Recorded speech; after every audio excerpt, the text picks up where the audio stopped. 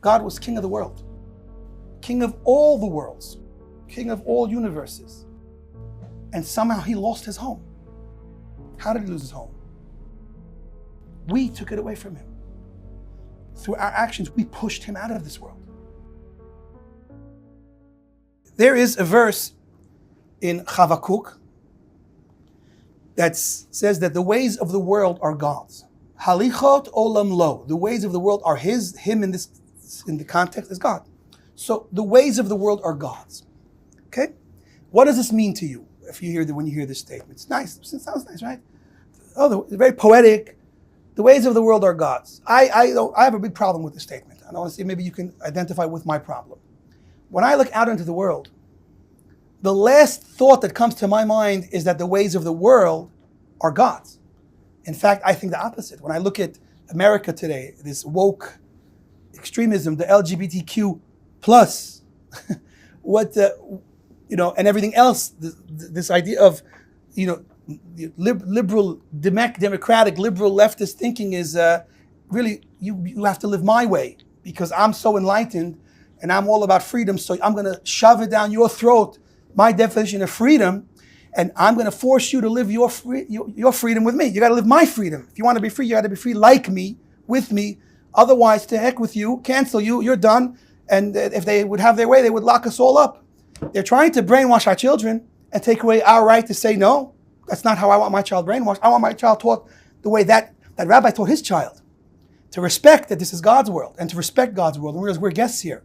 Yet they instead want to say, this is our world. We've gotten rid of God and we want it to stay that way. And anyone who wants to mention the three-letter bad word, God, enemy number one.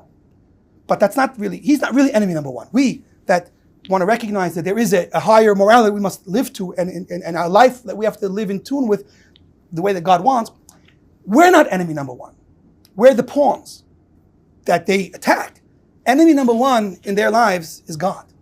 It's a war against God, really, is what they're fighting. We, God's people, happen to be in the way. That's exactly what Hitler himself said, that the Jews are the conscience of the world, and he attacked us because he was really attacking God. Amalek is the enemy of God. How does Amalek attack God, an infinite, non-physical God? By attacking his people. And it doesn't only mean Jewish people today. Anyone that wants to be traditional and live by true values that have been here from the beginning of time, they want to get rid of, they want to silence, they want to cancel. So when I look out into the world, especially with today, with all the news, how it spreads around the world in a moment, the last thing I think about is that the ways of the world are God's, because the people that are trying to live a life somewhat in line with what God wants are being dismissed, canceled, treated like animals. We're being treated like criminals. The main point is that the ways of the world are not God's, not at all.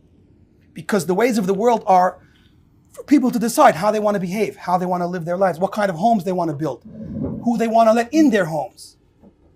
Okay?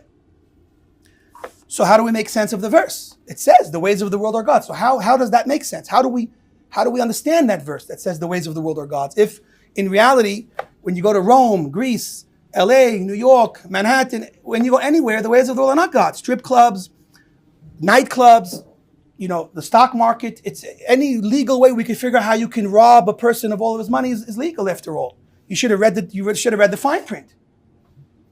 We are creating a world that is literally Sodom and Gomorrah in every way, stealing, raping, killing, abusing, taking children and turning them into confused people that don't even have a chance at a real life anymore.